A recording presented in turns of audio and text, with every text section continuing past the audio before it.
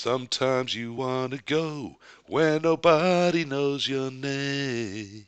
Boom, boom, boom, boom. Where they might be glad you came. You wanna be where people can see our dice are all the same. You wanna go where nobody knows your naff name. Hello, everybody, and welcome to One World, One Blood Bowl number 67, Blood Bowl Abroad.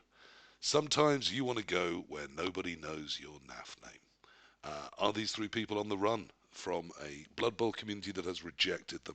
Do they have nowhere to play Blood Bowl? Because the three lovely people that are joining me this evening have played Blood Bowl all over the place. Not just by all over the place do I mean 20 minutes car drive over there, or possibly even a train, and maybe an overnight ticket. No, they've gone abroad.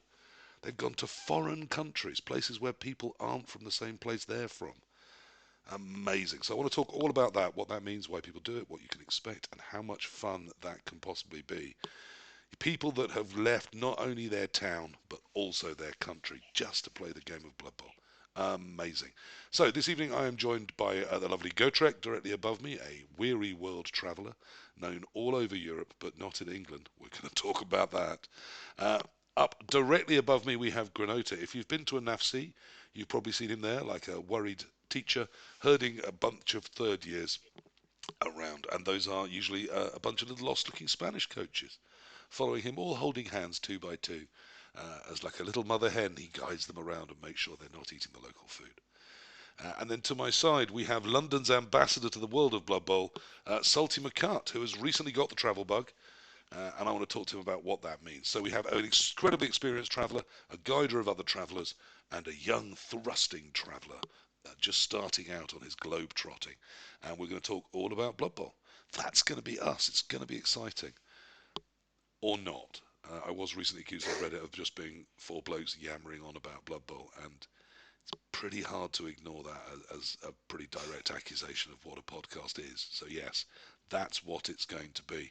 Let me start by saying hello to a new friend of mine. I've not met this man before, except over this remote means. Hello, Gotrek, and welcome on One World, One Blood Bowl. Thank you very much for coming on.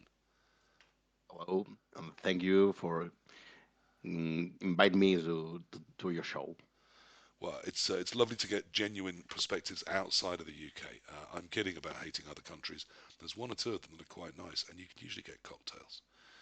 So, where are you from? I'm from Barcelona, Spain. Surely one of the most beautiful cities in the world. Anyone that hasn't been, I actually would recommend it. Usually I take the piss. I can't take the piss out of Barcelona. It's just so lovely. And the Cathedral de Familia is that going to be finished anytime soon? Terra Familia, I don't know. But we have a great project. We have working families. It's all for the future. Yeah, absolutely lovely town. And yet you leave it a lot to play Blood Bowl. So where did Blood Bowl come into your life? How long have you been in the Blood Bowl world? Ooh, lots of years. I started in 1995 playing with my best friend in a little games workshop store. We tried our first teams, Dark Elves against the Dwarfs. I got in love with Dwarfs. Uh, and years, 10 years after this moment, I find 10, 10 years after this moment, I found the marble of the tournaments. Before this moment was only the leagues, was only playing with my friends, and this in 2003, 2000, I think, I went to my first tournament with a friend, and after this moment, I never stopped, except for the COVID. Right. So raised like a child in a little side, a little bunker of Blood Bowl. Just you and your friends. What a journey. So from there you came out into the world of the wider Blood Bowl. You've seen from the early 2000s, you must have seen the tabletop scene Mhm. explode and grow and then shrink and die during COVID and then come back, I would say, even stronger than it's ever been in its current form. Wow, what an incredible depth of knowledge we're going to tap into there. And of course, Um, I think it's no harm in saying you've been to. We'll put this out early because people always say, "Why'd you put the best content at the end?" Because those of you that are too lazy to stay with it don't deserve the good stuff. Um, 20 countries you've been to or more, is it now? Yeah, actually, it's 20. Wow. Okay, so a huge number. Salty, where you been, what you've been up to? There's nothing like 20 on your resume, mate. So let me introduce Not Salty yet. McCutt, a friend of mine from round East London way. So if you can't understand him, then just go back and have another listen through. Usually on the second or third time it'll come through. Yeah, Um, put it in half speed. your Blood Bowl, where does that come from? How long have you been Blood Bowling with us? Since the new edition, which was what 2020. I used to play Warhammer Underworlds. That got killed by COVID because GW kept pumping it out. Came back to it and was like, this isn't playable anymore. And had some Blood Bowl kicking about. So joined a beginners league in London. Jumped into that, and then I've pretty much played in every league in London that's available to me since 2020. Tournament started pretty quickly for me. Had a pal that you've had on before, Loinstar, Tom Loin, that I knew through a separate hobbying group, and he was running a tournament. I said, "Can I turn up?" And he was like, "Oh, it's your first tournament. Play a practice game." Did a practice game quick enough that he was like, "Yep, come on down." And yeah, that was in the first couple of months of me playing. To be fair, because I was fairly apt at playing games already at that point. And then yes, lots of tournaments, and then this year decided that my partner had done loads of travelling and we're about to pay for moving and mortgages and all real life stuff. So I was like, well, I best try and catch up. Rather than going and sitting on my own in loads of bars around the world, I thought I'd play Blood Bowl instead. So that's what I've done. And also running tournaments, running a league, producing high Yeah, quality Blood anything Bowl. I Blood mean, Bowl. Yeah, anything Blood Bowl. I'm into it. I'm sure we'll come back later, but the main focus on the international has been the travel. To be honest, it's meeting and lovely what people. number are you at? So I'm currently at 7 because I'm keeping tabs on my shoulder. We will be at 8 after next weekend in Hungary. 2 weeks after that, we will be in Belfast, Northern Ireland. 2 weeks after that, we will be in Helsinki, Finland. And then we'll round the year up with Belgium, Ostend in December for 11 countries by the end of this year. And we started on 2 countries. We've done 9 countries this year. Um, calm down. So we literally couldn't have more opposites here. We have Gotrek, who has travelled this world-weary Blood Bowl of field of ours for 20 plus years, slowly blossoming from a child raised in a little pod of 3 people playing Blood Bowl and a disinterested dog in the corner, into the wide world of Blood Bowl, carefully, slowly, measuredly, over time, amassing the experience he's got. And you're throwing it down like a bottle of Wicked in a year and halving his number. Yeah, as always, as fast as possible, as quick as possible. Here for a good time, not a long time. Great, love a contrast me. And then finally, just to season that mix, I've added in the ever lovely, and if you've ever met him, you will know what I mean. I've always said that Candlejack means wine board for most huggable German. Probably in certainly a leading contender for most huggable Spaniard. Is our guest from where does it say on NAF? Let's say hello to Hmm. Granota. So, well, I'm from Valencia, but my NAF says I'm from Morheim because it's where I started to play, really, to Okay. this hobby and this game. So I started to play in 2009 in the Blood Bowl 1 computer game because the friend I have that we play Morheim, he said that, oh, look at this game, is it has the kills, no, and the injuries that Morden has, no, because it's the thing that we like the most, no, after a game, losing an eye or losing a Uh, leg, things I've like asked that. the others, so I will ask the same. Where did Blood Bowl start for you? Yeah, well, in the Blue Ball 1, in Piel de Minotauro, it's a Spanish online community. Okay. So we started playing in the video game, and after 10 years, in 2019, we decided to just go to tournaments and just to celebrate our 10th anniversary. Oh boy, that was that was interesting, no? Because suddenly you discover that what is really, no, Blood Bowl about. It's not about playing leagues or playing online. This tournament thing, it was insane.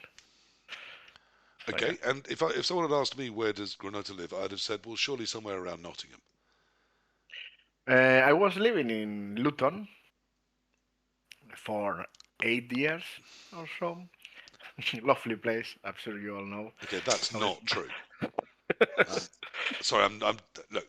There's been some damn lies told on this show in the past, but I'm from Bedford, the county town of Bedfordshire, which is the sort of the face of Bedfordshire, and directly below where you would have your arsehole is Luton, and and yeah, we should go separated, no? it's Like, awful. It's one of the worst places on earth. Don't go there. Don't end up there. And if anyone sends you there, they don't like you. They're doing that as a yeah, punishment.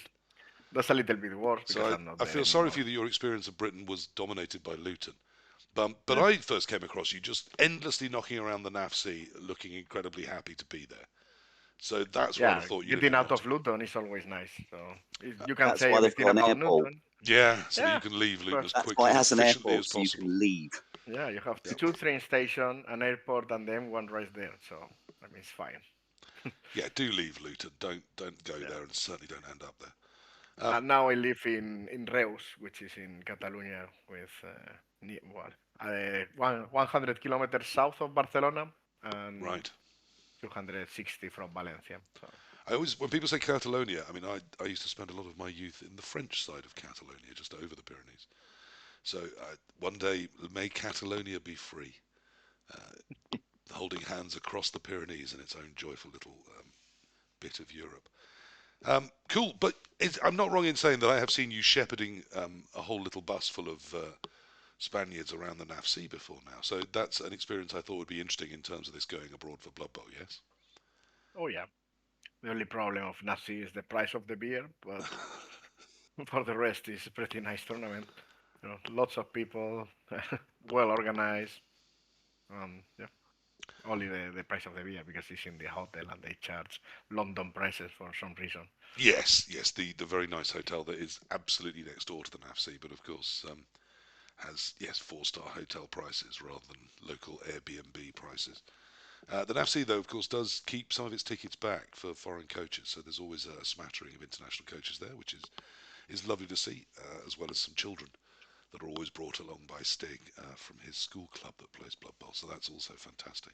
You get all sorts of the NAFC. A major, but yes, also just a celebration. Lots of people, that's the one tournament of the year. Lots of people, it's their main tournament of the year. So you get a full range of that. The first thing I want to ask about going abroad for Blood Bowl is very, very simple. Um, why? I mean, for the love of God, why? It takes enough time, it Given the takes enough perfect setup, money. you're given the perfect setup. So I could go to why? NAF Champs where I've got to spend 200 quid on a hotel. I've got to spend like 100 odd quid on petrol to get there or 100 quid on the train ticket. And I can go to a different country that has nice weather for the same money. And there's nice people there, unlike English people. Okay, so it's racism. You don't love your own country.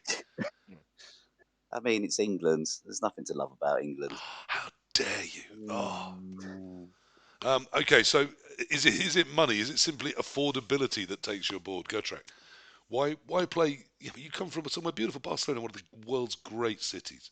Surely there must be people that will roll dice with you there. Why would you leave? Um, I started in last year visiting the Scotland. Well, I've been in other foreign countries, but last year I started with 4 tournaments abroad, and the experience is very interesting. You met different people.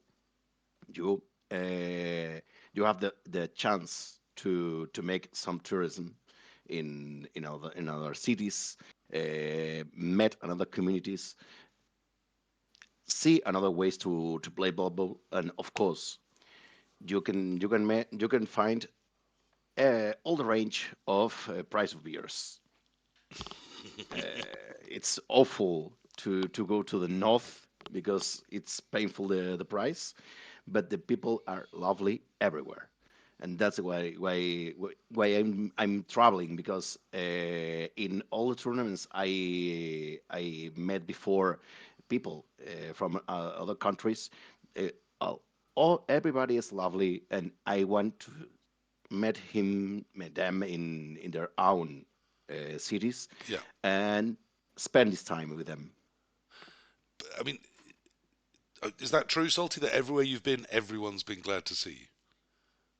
I mean, I would say yes, but Gotrek might say different after we bumped into each other in Luxembourg. So Well, and is it just because you've come so far to be there? They're sort of like, God blimey, I got up this morning in my own bed. These guys left home 2.5 days ago to play Blood Bowl here. What are they doing? Surely you'd be polite to those people.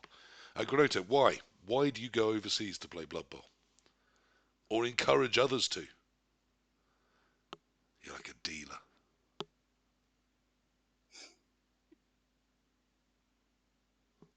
Granota? Ah, you told me. Yeah, I come heard on, join Gotrek. in. Sorry, Why do you, I why? heard Gotrek. Don't worry. It's all right. think I I will interrupt all of you willy nilly as we go. Yeah, I Um, think I need to recover all my NAF points that I give in Spain because I don't know why in Spain I always lose or I have a okay, so very you go mediocre you go win rate. abroad seeking easier competition. Yeah. They call me the Robin Hood of NAF points. So basically, I go to steal to the rich NAF point country and then give back to Spain. No, but well, real reason is I like a lot these weekend trips to places, and Blood Bowl gets very good excuse to go. So I usually bring my wife, and she can see the city or whatever. And well, Gotrek does the same. But I always Well, he bring takes your the wife. yeah. If he can, yeah. Yeah, His girlfriend takes my wife sometimes. So yeah, go together and see the sights and castles and things like. Oh, I see. Okay, good. Or they say that. But yeah.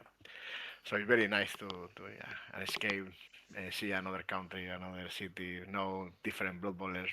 Although at the end of the time you meet the same people because the Blood Bowl travelers are always the same. So you know a lot of local community, but all the people that are from abroad they are usually the So you same rock people. up at a tournament on the other side of the planet, Yeah, and you walk in, and there's half a dozen sort of people that have been rolling dice in their scout hut there for the last 6 years, and no one's bothered them. And then there's 4 or 5 international quality Blood Bowl players that have come there just to ruin their fun and take their prizes away. yeah, basically. Yeah. I mean, So like this Andy Davo summer, in the UK, just always yeah, some tryhards turning up. yeah. So Excellent. this summer I quality, went. Yes. quality. Now you've talked Yeah, about well, at least we are not like Andy Davo. We are not that good, so we don't okay. really ruin the days of people. So Usually, you've turned up in all these foreign places. You walk in, you see all the yes, same names, and you all end up in the middle of the leaderboard yeah, still. yeah. Okay, so it's not, is it? I mean, I guess that would be one of my first questions. I always think if I turn up at a tournament and in the corner there's a couple of swarthy-looking foreign types who've decided to come abroad to come and take our Blood Bowl dice and go home with our trophies. I always think if they've come this far, they've got to know what they're doing. Those are going to be competition. Is that true? Are you part of a secret elite of travelling ninja Blood Bowl players going around the world no, robbing people of their trophies? Well, I know you're not, Rob. no. I We played don't you, speak Jesus. about that. Unless you've been hiding it I well. am the bang average. I'll turn up and I'll go 111 or 222. Okay. Um, Gotrek, are you stealing all their prizes? Nope. I accept uh, 1 or 2 tournaments. The others were absolutely average for me. Okay. Garota, are you any good at Blood Bowl? Are you plundering far afield? No, not really. Just you just win things at Blood Bowl if you play a lot. You only need 3 or 4 games that go well, Yeah. and then you win the tournament. That's only thing. It's just numbers game. You don't need to be good. You just need to play a lot. Okay, so And it also depends on the country and what tournament, right? So Yeah. some of mine that I've been to. So when I ticked off Germany, I was at Dungeon Bowl, which is the German national. So it was not. I wasn't playing scrubs. I was playing German national players and lots of international quality players. So it's not. Yeah, you only need 6 game good. If you have luck in 6 game in a row, Yeah, tournament. That's it. yeah. That's it. But a lot of the tournaments, depending on the tournament you go to, I would say Gotrek was also there, but the quality in Luxembourg was very different to the quality in, say, Germany or a Bilbao or something like that, where there are sure. lots of national players kicking about, whereas Luxembourg was a nice little 20 odd players affair, most of them being local French people or people from Luxembourg, and me and Gotrek were the two international travellers for that. I had a really lovely time the last time I was down in Bromley. Not because of the rule set, because the rule set there's always horrific. But there was a young lad that turned up, and he came up to me and accused me of being a PurpleChest fan because I had a PurpleChest shirt on, and said, "Oh, I listened to him too." And then I turned around, and he went, "Ah, you are PurpleChest." And he was lovely. He was 15. He was German, and he'd come with his parents on a sort of tour of Northern Europe and England. And he'd played a game of Blood Bowl, a tournament of Blood Bowl, I think in Holland somewhere, like Amsterdam, and then come up to London. His parents were staying up in central London, and he'd got on our underground and bus system and got himself out to Bromley to play this little tournament. And his dad showed up to take him home by the end of the day, and he was absolutely lovely and a decent club level player. I think he finished in the top sort of third. But it just made me realise not everyone that turns up to a Blood Bowl tournament overseas is there to ruthlessly plunder. They're mostly just having an experience. They're mostly just going, oh well, I can combine seeing something lovely with playing Blood Bowl. Why wouldn't I do that? Now I've got lots of reasons why I wouldn't do that. Most of them are my wife. Um, but you're talking about going places with your partners. So what is the most important thing if you're planning a Blood Bowl trip? What are you looking for? What's on the required list, and is your partner very high up on it? Go Trek. Yes, I think. Yeah. So what I'm what probably the outlier. Have I played there before? Yes, no. Is it a new country? I want to go and tick off a new country. Is it somewhere that my partner will want to come to? Yes. so she's Then I under the will, Blood Bowl. yeah, yeah, Blood Bowl first. And then if it's somewhere she might like, then I'll say, do you want to fly out and we'll have a holiday afterwards? She has come out to Lisbon this year and she's come out to Bilbao this year. She did not come to Luxembourg Right. I mean, I think we all know why. Yeah. because I it's always bloody try to, expensive. yeah, I was yeah. going to say 'cause it's I really, always, really boring, but there we are. Okay. Yes, yeah, very that's it. expensive. Let's stick with that. It's a much nicer reason. I Go always Trek. look at What's the city Are you the as a. same? Are you acquisitively collecting new countries to play Blood Bowl in? Is it top of Especially the this list? year. Yeah, yeah, yeah. For me, especially this year. This year, I have the a personal goal. It's making 12 months, 12 tournaments in a country I never played before. Right. So I spent all my year uh, taking a look in the calendar of the NAF page. It's like, okay, nope, nope, nope. Yeah, this one. And after that, I told to my girlfriend. It's like, okay, do you like to come with me? Do you have the days? But the first is Blood Bowl. Except in one case was Ireland. March was our anniversary, and she asked to me, okay, in March we have this moment. Uh, I think in your calendar there's no tournament, and I said, okay, let me take a look that page. And she is in love with Ireland, so was the moment. Okay, honey, I have that. What do you say? And we spent 1 week in Ireland. Did And she know that you'd manipulated that situation to add another tournament? what? So she came up with this beautiful "I love you, let's go somewhere together, let's be in love together, let's celebrate our love," and you Hmm. said, "Hang on a sec. Oh yeah, we can do that and play Blood Bowl. So let's Yeah. do that." She You you're she you're a she monster. she supports she Okay. supports me completely. And she is my first fan and my first support in this matter. Yeah. I mean, if you love someone and you want them to be happy, Mm. or to play Blood Bowl, which may not mean loving someone. Opinions may vary. So Granota, when you're planning a trip, is Blood Bowl the top of the list? Are these two people sane? No. I usually try to see where is the tournament. No, if it's somewhere nice, they can bring the wife, or it's on a weekend that it fits in my needs. Um, and then is the tournament. If the tournament is a big tournament or is a famous tournament, I like to. to almost. I don't try to look for a very small tournaments in countries, go and steal the cup from the players at the store. I try to, to go with a lot of people, so if the tournament is big, usually my biggest draw to go to a tournament, Okay, big so and in that, a that nice seems a bit more place. sane. You want to go somewhere big and nice. Are you Yeah. collecting countries? Have you noticed that, or is it just an accident that you've racked a few up? I think it's an accident or a mix of both. I mean, now that you have these patches, it's like, okay, that's nice to have more countries, no? And you maybe think, okay, I got to Andorra, which is right here, and Yeah. give me one more For country. those watching, if you're listening, then this won't help you. Go to a NAF page and have a look at the badges yourself. But for those watching or looking at the YouTube, I have now, instead of our ugly faces, flashed up Gotrek's NAF page, and as you can see, there is a lovely 20 countries on a badge, as well as all the races, the classic 24 and the 2 tournament wins. So that is what these badges look like, and I just feel since we've decided to gamify it, lots more people are now looking at those badges and going, "Oh, I could just get it to the 5."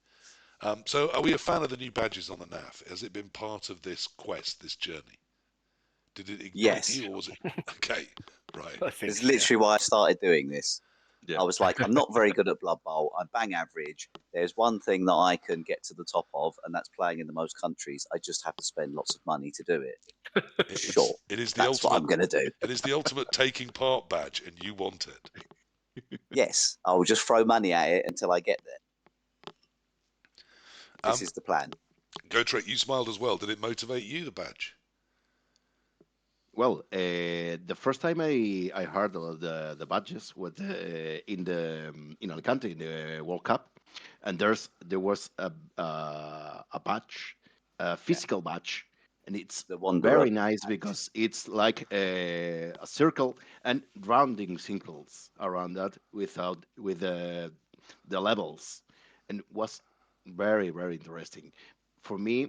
I think in this moment I had maybe seven countries, and I was like, okay, I want more badge.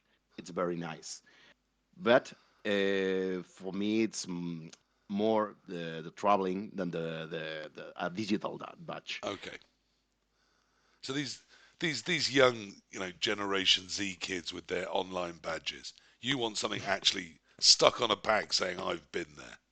Are very nice. Wait a minute. Wait a I minute. like actual patches Yeah, too. yeah, I No, know. take a Doesn't look. all have to be Are about ve- you. I did see that are badge, and very it nice. is Grab yourself a lovely. fidget spinner. I'm Yeah, talking to Daddy for a minute. The Oh yeah, no, Wanderer. that is lovely. Yes. I need, and now I need the others. Granota, have you and I accidentally got caught on another collector's show without realizing it? Probably yes. No, Um, I think it drives you not to travel, but for example, I'm thinking now in going to Wales and Scotland because they are a separate entity from yes, England. I wanted to get onto But that. at the the end, What a island of lovely travel. segue for me. Just before we do, so what's your number at the moment? Do you know? 9.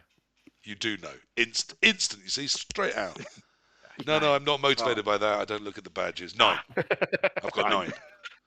yeah, 9 because Salty, your 8 10 number. will be We've the already heard your Euro number. Bowl. Go Trek 20. But Jacques Hughes, there's lies in your past, isn't there? Go Trek. And I think it's time when you told me, and I know this was private and confessional, but I think you should admit it to the world. You haven't played Blood Bowl in Portugal, have you? No, never. I paid for it for everything, but I never show up. I have an incident the day before. I never could make it. But in the NAP page, I have a single match in Portugal. That's why I have this country. But right now, my numbers are real So to make the tournament make because sense, they somehow inputted a game as if you were there, but you've never played Blood Bowl in Portugal. no, in a palace, I I know. Oh, it's We the all was we a all best. we all dream. know the one you Was a mean. dream. Salty, you have Yeah, then. You've been there, have you? Yes, I was there this year. That was one that my partner came out to afterwards. Lisbon is lovely. The community there is phenomenal. So I did Dungeon Bowl first, in Germany. And when I turned up, I didn't know if I was going to know anyone. There were two other Brits there. There was Padster from Northern Ireland and Maverick, who is playing all 5 of the majors in 1 year and should be the first person to do it.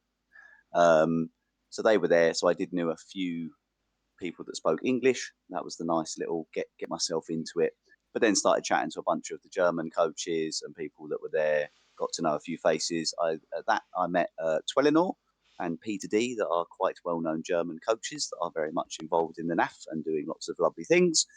And then when I went out to Luso Bowl, literally didn't know anyone that was going. They didn't put an attendee list out beforehand. That was my first into the fire. I was like, I imagine most people are going to be speaking Spanish and Portuguese here. I'm going to be some random guy from London turning up going, all right, mate, what's going on today? How And they're good's just your going to go, Spanish? Pourquoi?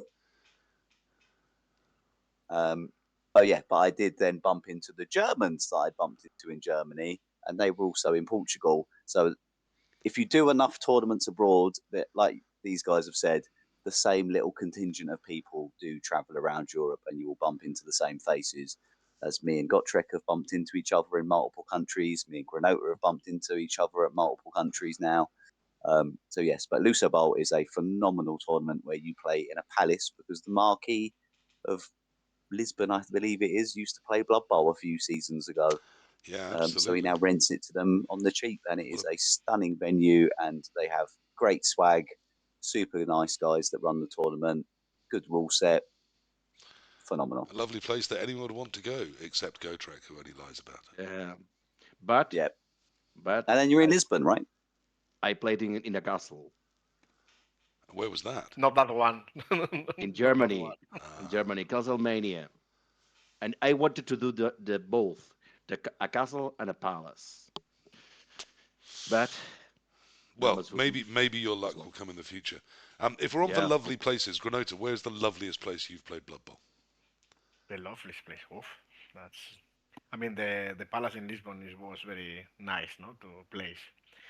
But I mean, it was very nice in the pier ball in Copenhagen. I mean, the place as a place to play, no, as a place and go and enjoy the city and stuff like that. But And pier obviously, ball you have to put up with was very hard nice waves. because it was just across the pier, so you could swim in the in the water between rounds and stuff like that.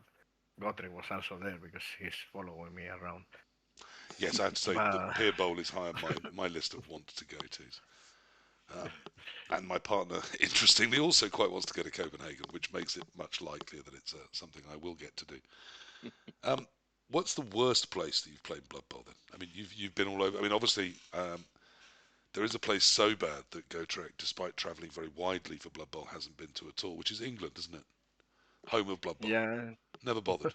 Never been I here. played lots in England. I mean, it's not bad. It's nice. I mean, and Uh, I live in Luton, a so place, yeah, you lived in Luton, so I get why you'd think that England is an absolute shithole like Luton is.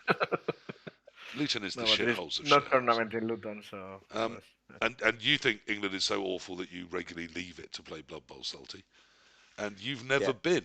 Surely, I've got to ask, why not? never showed up We're the nice. We've got chance. fish and Yeah, chips. yeah.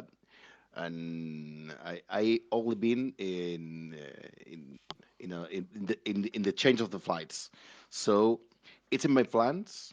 I need to do it. England and Wales, but not yet. Well, actually, Northern Ireland. That's Britain. That's UK. So more or less. Yeah, is it cool that we've decided, hey, we invented Blood Bowl, we can have 4 times as many countries as everyone else? I mean, we do it with Yeah, like they football are as well. You separate can't get football. away with countries, it. PC. No, They are no, separate no. countries. We in England own 3 other countries, and sometimes, Gibraltar.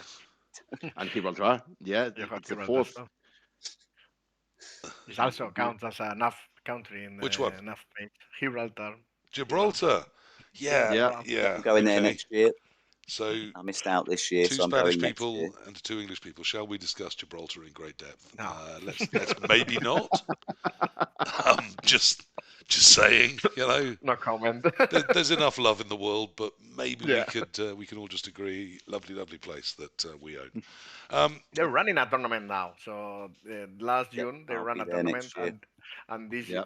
next year they're going to run a but tournament yeah, as well. that's like me So going to Again. Wales. That doesn't count as a different country, surely. it's sunnier than West, but yeah, It's got its Everywhere's own sunnier than flag. Wales. Iceland's probably sunnier than and Wales. less ship. Does it tempt you, these little names on buzz? I was going to say, have you been to Andorra? That would seem quite closer Yeah, to I went Catalan with Gotrek coaches. as well. Yeah. So this feels like a good time to mention it, but Twelinor is running a series next year called Big Trouble in Little Countries, where he plans to run NAF tournaments in the smallest population countries. So I think it might have been like, I think it's become too much of a challenge, but the original plan was to play at the Vatican, San Marino, Liechtenstein, and I'd want to play vampires. Just the ironist yeah, in me. and then maybe Switzerland, I think it was on the way down. So yes, there is a series running next year to play in very small populated countries. I have also seen there is a tournament that runs in Ukraine, which I someone did send to me, and I was like, maybe not at the moment, but Yeah, I in was going to Yeah. say, future I Rob. may. I It mean, was in Kiev, and I was like, we've already got Tom My going to one of the Baltics, which I yeah, also fear for. Let's, just don't Well, push your luck, mate. they I didn't mean, run Blood my Bowl in a in war girlfriend. zone would be a hell of a good episode, but yes, I you Yeah. know, a I'm castle, not a sure. palace, a war zone. As long as I stay here and three of you make it out, I promise we'll do an OWOB about it. they But did one recently in Singapore. Yeah. So yeah, Yes, yeah, my sister so lives in Singapore, Kofi so I Cup. can't go there. so I don't know how it's called because it wasn't to be enough tournament. So we have a friend here, Abaddon, who lives in Madrid, that he had to travel to Singapore, and apparently they were running a tournament. That it wasn't enough, so he had to convince the organizer to do enough and explain what the enough is, just to go there and Here's an play organisation I want you and on all World. of the people here to Yeah, join, so that so I've got three more dots on my map. yeah. Yeah, not selfish at all. Perfectly No. reasonable, normal human behaviour. And in fact go with noms and win the tournament because no one really was Okay, no they didn't know how to play because yeah they were playing like 6 months or something like that, and he organized the tournament for them For so them. I'm and won the sensing that tournament. what started as, oh, let's just keep a track of who's been where. That's interesting. More than just English people play Blood Bowl now. So someone thought, oh yeah, let's just keep a little track of that. Then someone thought, oh, now that we're tracking it, we could say how many each person's been to. And as soon as they put a number on it, some gamey little buggers like you went, right, I'm going to play Blood Bowl in my own shoe and declare it a country because it's 200 miles off the coast of somewhere. I'm Should annoyed that the Isle of Wight is not a separate country. I mean, if you've been there, it sort of is. I do see your point. Exactly, exactly. It's a very Give me small the Isle gene of pool, Wight. very small gene pool on the Isle of Wight. I Uh, might actually be able to win that tournament. but surely, I mean, Jersey, Sicily, Yeah, the Isle of Man, we do have a lot of sort of Yeah, I think owned that bits that count, aren't no? really their own Jersey, countries. Isle of Man, that counts because they use FIFA ruling or something What like about, that. isn't there, yeah. there's a bit of North Africa that the Spanish have got instead of Gibraltar, isn't there? Yeah, but still Spain doesn't And that's doesn't still count. Spain. It's not like Yeah. Gibraltar, not Trying to special. organize one in Morocco. So yeah, yes. People were Not nuts I mean, with the I know numbers. it's contentious, but I know you guys are more southern Spain. But there has been talks that obviously, if the Basque territory ever do separate, the a lot of coaches have been to Bilbao for the Teams Cup, so that separating out would be another country if it ever does happen. And thankfully, I went to Alicante for the World Cup, so I would get both. Yeah, I went to Alicante, and of course, people will be going to Malta, and people will very, very soon be going to Hungary, to Budapest. So Yeah. that's why I thought this would be a topical time to talk about this. You are experienced travellers. People will be travelling. We've already had a question from young, lovely little chicken 23 who's been asking, oh, if I go to a tournament abroad, will I see some of the country, or will it just be like a work conference where I just see a room full of fat men playing Blood Bowl and then go home? I Depends on suggest, you. If you've got the time off work, you can do. So I generally aim to fly out late Thursday, get to the hotel late, stay. Then Friday, check out where the venue actually is, do a bit of tourism, explore the museums, play Saturday, Sunday. I'm a bit skeptical about trying to fly home after a tournament because I'm like, if it runs a bit long and there's delays getting to the airport, I don't want to miss my flight, so I normally just take the Monday flight about midday, late afternoon, and then do a bit more exploring Monday morning. If anything that I've missed, wrap it all up, and then off I go. If it's somewhere small, if it's somewhere bigger like the Bilbao's that I've been a few times, then I will stay a bit longer. But if I've been there a few times now, I'm just flying in, flying out. And if it's Luxembourg, arrive 20 minutes before the tournament, play tournament, No, I did the same get thing. in train half an hour later, get out. I landed early Friday. I had a little explore. There wasn't much to see. I spent most of it sitting at a bar talking to people that had gone out there because of work and whatever. A few people that spoke English, and then I did uh, the Bock Caverns or whatever it's called. They have a castle that's built into the cliffside there that they used to have all the cannons to defend the city from. So everywhere has a bit of tourism if you're willing to look for it enough. I don't know if you did. You just fly in, fly out, Gotrek That's, What? what for about you? How, Luxembourg? for Luxembourg Did and you just go places? in and Luxembourg. go back out again? I spent the Friday taking a tour around the city, the old fortifications, and was very interesting. The history, all the archaeological sites. For me, it's everywhere. You can find every everywhere you go. You have anything interesting to see. Yeah, I mean, Athens obviously to me was a huge thing for that. Me and my partner did 5 days in Athens for 2 days of Blood Bowl. Hmm. And I came across the lovely Pete W. In the art gallery next to the I've lost the term. The bit in Athens where all the like them ruins is. Um, Oh, the the Acropolis. Acropolis, yeah. Yeah. So in the museum next to the Acropolis, I came across Pete W. and I came across Peter D. in one of the ancient agoras. I think it was the Hmm. ancient one, not the Roman one. Might have been the Roman one. And we explained, had a quick chat as well. So that was lovely. I found that everywhere I went in Athens for 5 days, I was constantly stumbling across middle-aged looking men sweating and talking about dice. So that was pleasant, but not so much as Alicante, where we absolutely owned that town for a long weekend. And both of those, I think most people went for more than just the tournament. But I do know people that have flown in on the Friday evening, stayed the night, played and left. I'm doing Vienna in December, and I suspect it might be a bit of an outlier for you. One of the reasons we're going again, we're going to do several days and see the Christmas So, what markets. country is this for you, PC? How many countries do you have? You've Uh, asked all of us, but how many do you have? at the moment, three. So when I get to Vienna, that will be four.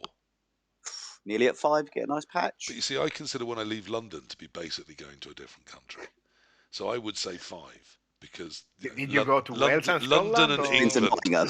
London and England, I'm not sure are the same. I'm really not. But no, I haven't played Blood Bowl in Wales or Scotland or Ireland. It's Spain, Greece, and England for me. And I will be adding yes, Austria, and then I will hopefully go to Malta. Might do Poland. I'll see. So yes, I'll get up there eventually. But at the moment, really, like I said, Pier Bowl appeals mainly because me and my lovely partner would quite like to see Copenhagen, and the difference is there. That's a 2 day event, whereas Vienna is a Yeah. 1 day event. So I can fly in on the Thursday, spend the whole of Friday with my lovely wife, take her out for dinner. I can play Blood Bowl. She's got plenty to do for 1 day, and then we'll hook up in the evening, spend Sunday together, and fly home. But that feels like the Blood Bowl isn't getting away of me her time, which for reasons known only to herself she's keen on. So is 2 day part of the what you look for? Do you really want to go and have most of your time there just doing Blood Bowl, or would you consider distant travel for a 3 day, a three game 1 day Okay. event? Granota, what about I, you? Because I always see I you think, at the NAFC, which is 2 days, and you yeah, certainly have for brought me, people. yeah, Is 2 day I, part of the sell? yeah, it's not that it's part of the sale, it's that the biggest tournament are usually 2 days. So the one that they get most interest are 2 days, but I have no problem going for 1 day. I prefer that the NAFC or whatever is 1 day, but there are so many people that you cannot do 1 day. You need to do two. First, Bilbao this year was 3 days, which I think is still is insane. to say, That's don't do this crazy. again. I almost died. Not enough. No, please Not don't. enough. More days. More days in Bilbao. More games. Salty, is the length important to you? It's generally because of you normally find it's going to be a 2-dayer because you're picking a bigger city to travel into. So I won't go to something if it's in the sticks. So if I have to land on a plane and then get a train 2 hours and then a bus the morning of the tournament, that's a faff that I can't be asked with. So I'd much rather go. Mostly the national tournaments are what I look for, or the big tournaments or team tournaments sometimes, where it's going to be in a big city that I can just fly into. It's 20 minutes in a cab or a train to get to a hotel, and then I'm 20 minutes from the venue. That's perfect for me. Which normally you'll find that most of those will be 2-day tournaments because they will be nationals or big team tournaments that will be the 2-dayers. Gotrek, what are you looking for? Does a one-dayer interest you? Usually, if you asked me that last year, I said today tournament, big tournaments, but this year I found the 1 day tournaments better for the tourism, for seeing the city, for meeting the people, especially when the organizers of the community have previous the previous years of the tournament are for me are fantastic. But I prefer usually 2 days tournament. But in these travels, if I go only the weekend, 2 or 3 days, I have not enough time to see the city and enjoy. Um, Only the tournament, yeah, I can do it, but I prefer the sightseeing, the taking a look at the city and enjoy here the marbles of each place. And that 2 days of playing really makes you feel you can justify saying, well, then I need to be there 4 days, which really gives you that time. But of course, there's cost implications too. Yeah, in the tournament in the Euro Bowl, for example, I will spend 1 week because I understand the city deserves this time to visit it and enjoy. And 2 weeks I go with salty thing to the northern island. We will spend with my girlfriend 4 days traveling. So I prefer to do these travels and enjoy Yeah. with calm. So no one is just flying in, playing, and flying out. We're not having I that. am for a few now. Okay.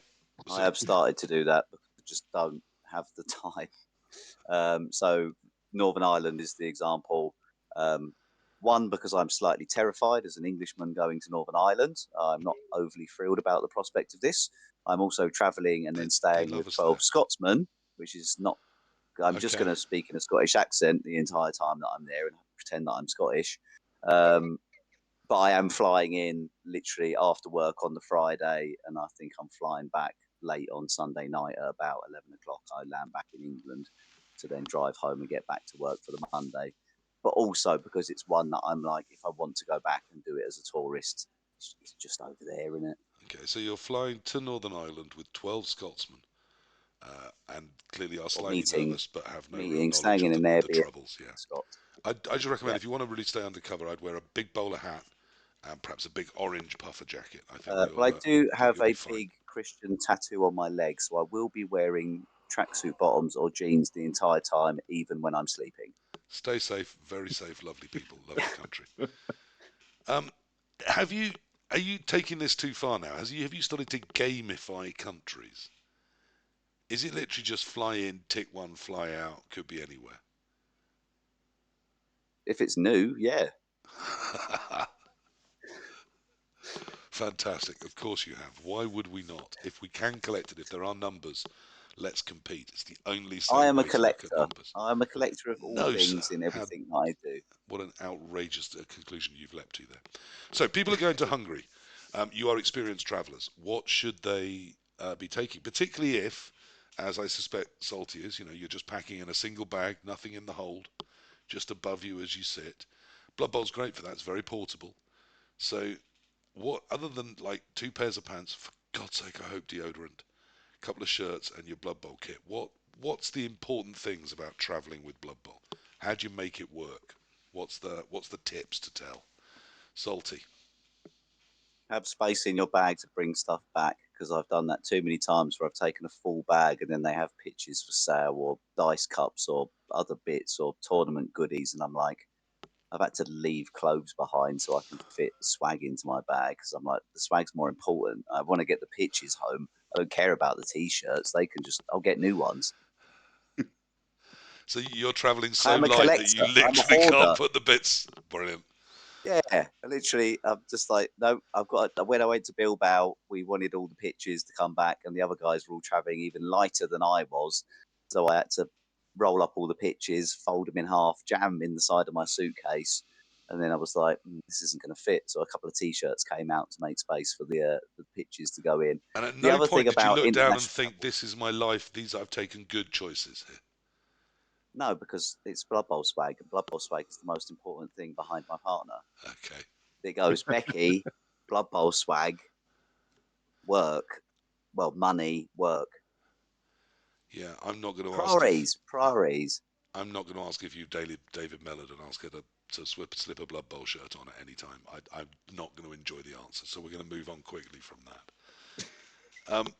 Gotrek, let's see if we can come up with some more practical, other than take space to bring stuff back, because you'll get lovely swag, which I guess is good advice. Um, what else? If you're traveling, if you're going abroad, you're going to a different country to play Blood Bowl. What should you be remembering? What should you be thinking? I always travel light. Uh, I'm not a very collector guy, so I don't have lots of troubles that, except when someone mm, gives to you something like, I don't know, one trophy or like something like that. It's a matter of space. But when I travel, I always bring my smallest case of miniatures. I try to go with my pitch, the dice, a couple shirts, deodorant, of course, but nothing else. Always I always travel light because it's very complicated or expensive to get another bag. Yeah. So I have no problems with that. I prefer to leave something in there and come with the basics. Granota, what are your tips if you're travelling abroad? And you've, as I said, shepherded others. That's a great and kind thing to do. So, having had a responsibility for several people going abroad, which I mean, I've sort of ran a team out in Alicante, but they were all, it was little pods of pairs and things. Everyone, was sort of responsible for themselves as well. But you actually sort of ran a little group. So what are the pitfalls? What are the things they should be remembering and packing? Well, back in, I think you should bring gifts for everyone. So you can take alcohol or dice or things like that that you have at home. Want. I always trade things with people. Just try First ever to, patch I got. depending on the country you go. For example, if you go to Finland, you can bring alcohol for everyone. They will be very happy. If you go to another country, they have another thing that is expensive. You can bring this. But yeah, Americans quite like ammunition. yeah, I always bring wine and stuff like that, so I can give if someone takes me at his home or things like that. But I think the most important thing team events is just go outside of your team and just mingle with people there, because there is a lot of people for a lot of countries that they are very interesting, and they always invite you to their tournaments so you can keep going to tournaments, because Yeah, but most of the time when you go to a tournament is because someone tells you, okay, come to my all right. tournament, So I'm I going got to this go to a tournament foreign in there. tournament. I'm going to spend my time talking to people in a language I understand, who are then going to invite me to tournaments, and I'm going to have to pretend I want to go and then make excuses as to why I'm not going to. That sounds awful. Some of them you might want to go to. Yeah, that's the problem because we are easy and we go to everywhere. So that's why Yeah, people keep inviting us because we are easy people. And presumably, because Blood Bowl is the international language, English is the international language of Blood Bowl, and in some ways, Blood Bowl is the international language of English. Um, Well, I play in Spanish in Portugal, so people Presumably, if I just understand. speak Yeah, loudly and slowly, everyone will understand me in English everywhere. most of the people, yes, yes. that's perfect. Yep. I've only had one game that's been. It wasn't even a struggle, but I had one game in Luxembourg where my opponent just spoke French and I just spoke English. But it's Blood Bowl. Blitz is blitz. Okay, so Just do that's the good. punching emoji. Like you can Easy. figure it out. It's Just nice to know point that at the the 12 that you 1970s dad rolled. in me Point at the just can get POW that away you with rolled. talking loudly in English and it'll work. Um, Yeah, it so, works. should we try and be polite? Should we turn up to a Blood Bowl tournament abroad? And I guess I had this crazy thought earlier. To people that aren't English, England is abroad, isn't it? So even if you're coming here, you might be coming abroad. It's amazing. So if you are going abroad, should you learn something of that culture and try and say hello, or should you just speak English? Yeah, speak English. Yeah, I think that's good I advice. make a slight effort, but the best for that is my girlfriend. She always try to learn some of the language, makes a great effort, and I always say, okay, you talk. You know how to speak small words in Greek, in French, in lots of languages. Salty, are you polyglot? Can you order a beer in a room in multiple languages? I can do it in Spanish. Dos cerveza, por favor. That's a start. That's got me through 2 years in Bilbao and Alicante. So what else do you need? That's very If you keep important. go, Two, yeah, always. Two beers, please, in every yeah, language. Let's go everywhere. know your Even basics, I guess. even if But you there only is want Google. one, you order two. You order two. You will find a friend. Um, but it depends, right? If you like Bilbao is somewhere that is now that's my go-to tournament every year. I plan to go to Bilbao because I wax lyrically about it all the time. Um, but now, off the back of that, I do start picking up a little bit of Spanish just as it's about to get to Bilbao. I'm like, right, just get a couple more phrases. But then when you're out there, I try and get the Spanish to also give me a little bit back, speak to me a bit in Spanish, and see if I can get on board with that because it is a country that I go to the most out of all the ones I go to.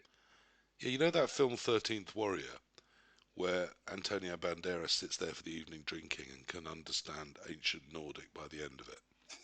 You know that's not real. That's not how learning No. languages works. Okay.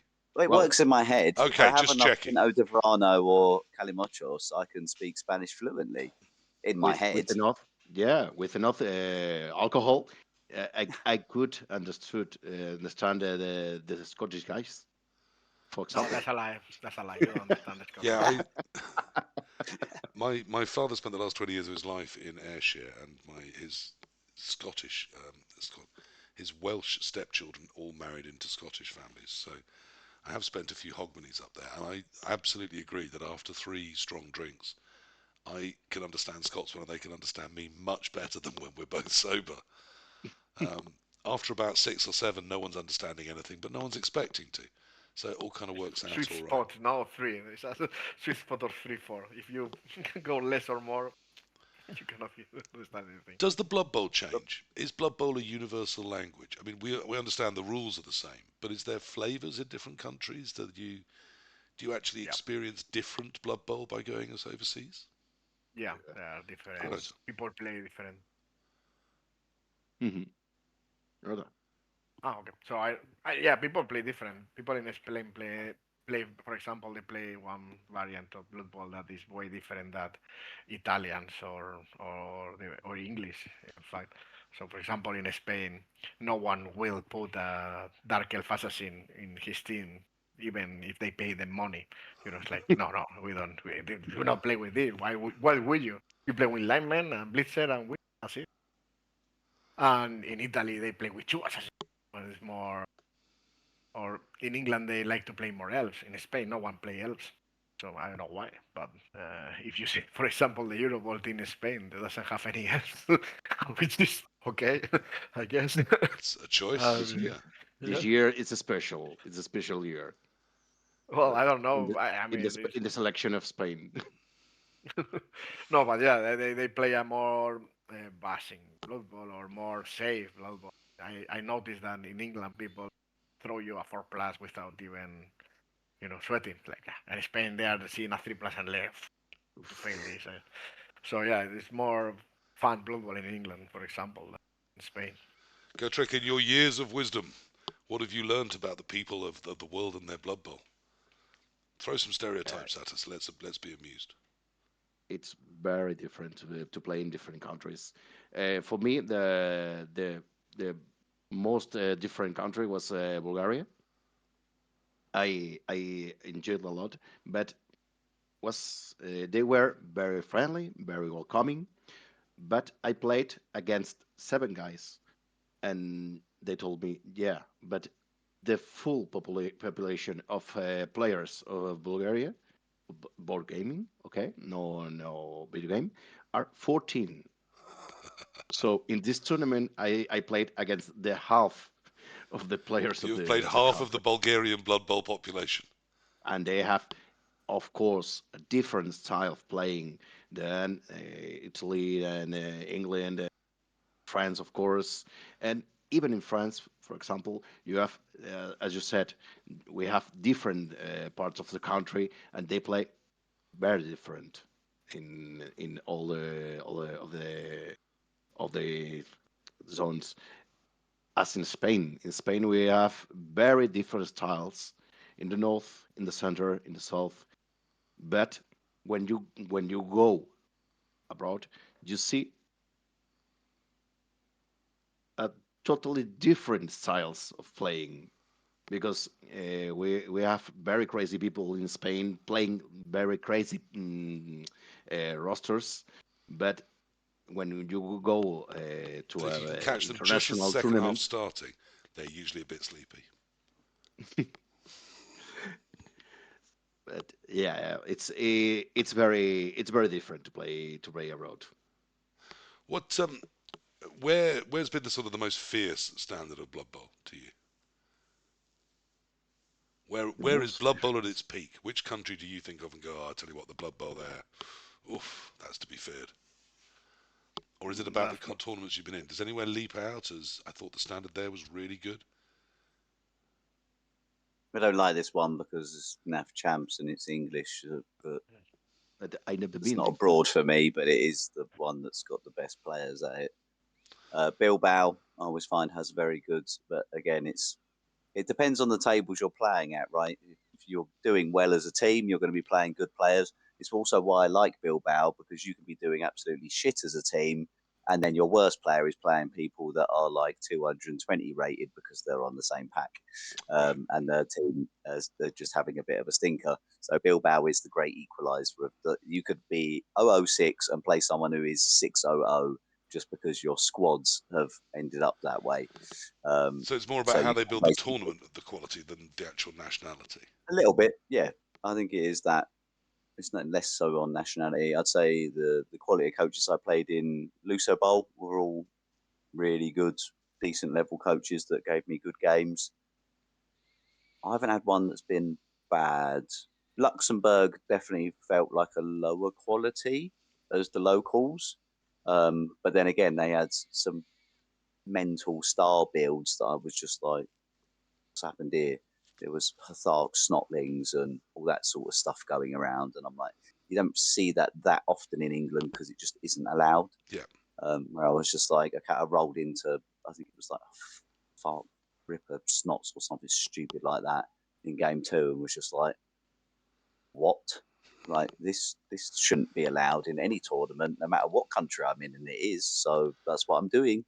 But the population there would tend to mean that you'd imagine that the pool can't be that deep, can it? So No, again, you may have played but they half. also they had a lot of French players coming across as well.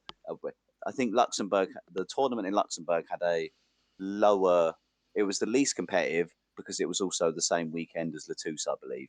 So everyone had all the Ah, French players were obviously going to be at the Tous, and the ones that were just closest to the border came across to Luxembourg for getting that one done. Granota, Good little tournament. do you have a stereotype of a strong country for Blood Bowl? Well, I never been to France to play Blood Bowl, so I don't know how tough they are. But I think in Spain, at least in the region I am in at the moment, which is Catalonia, they have a very strong of middle players. So basically, everyone can win you. So you don't have an easy. Maybe you have one easy game and that's it. The second game is going to be tough because you don't have all these top players that probably you have in the north of England. In Madrid you have more, but in Catalonia there are a few that are top, but the middle bulk is very tough. So So are we going to see you at the NAFC kicking the arse of the ignorant English again? no, I didn't get a ticket because it was no, you have to get the Sunday. That's Yes, but I think for I'm not overseas working. coaches, there's as I said, there's some tickets No, held back. they always reach by the list, no, and they always reach me. But They do. I have to plan this in advance now because I don't live in the UK. So, But as I said, so now that you don't live in the UK, you might be eligible for an overseas ticket, and they hold some of yeah, those yeah. back. So I For would for ask about Thrud, that. I got the for Thrud I got the ticket. Yeah, But the Thrud. Napster, I don't think I don't know. See, Thrud to me, I should have another country for going to Thrud because that was in the countryside. It wasn't in a town or a city.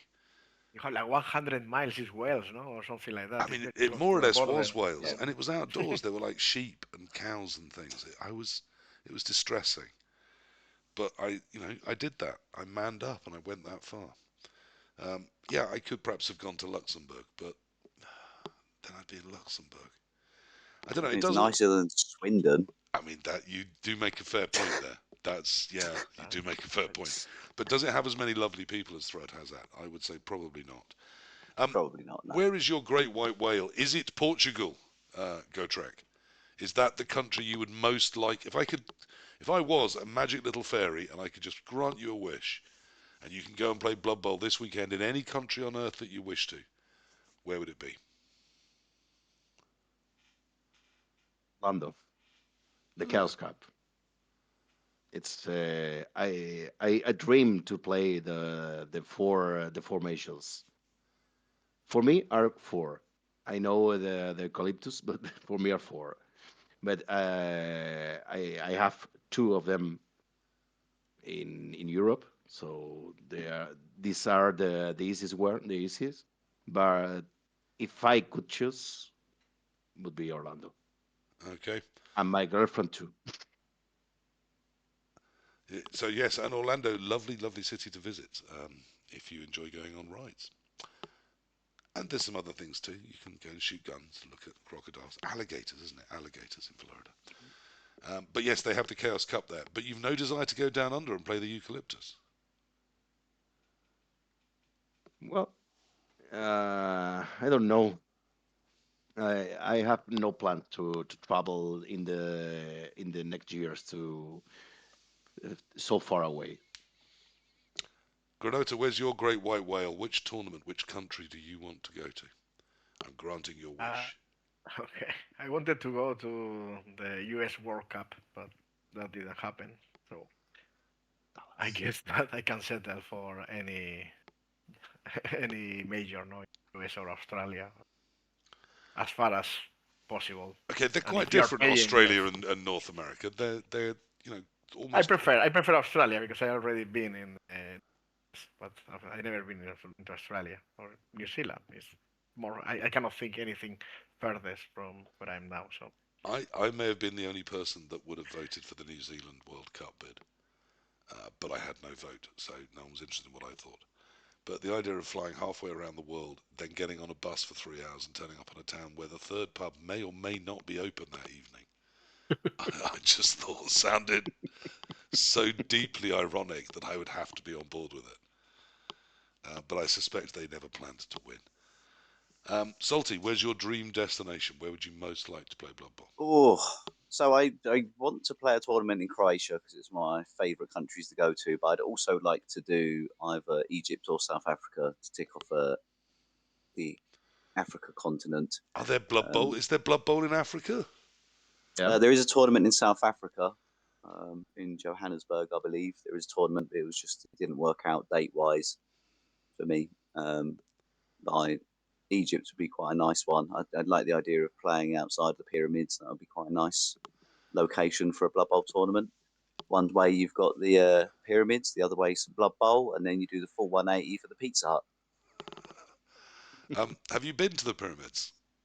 Yes, I've been to Egypt before. I mean, it is right on the edge of Cairo. I mean, some of them there are pyramids in other Yeah, places. you do a 180 and you see the Burger King and the Pizza Hut, and then Yeah, you so there look might around be and go, some oh, there's venues where that pyramids. is literally possible. That out of two different Yeah, windows you can see Cairo and food and pyramids, and then a table of Blood Bowl. So that would be cool. Okay, so Africa, yeah. Um, it, if you go all the way to South Africa, really just to play Blood Bowl, amazing. Right, so in terms of international travel, we talked about what your tips would be. What are the pitfalls? What, if people are going to Hungary, should they be wary of or worried about or anything to make sure they've got into their head this may be their first time abroad to play Blood Bowl, bless them?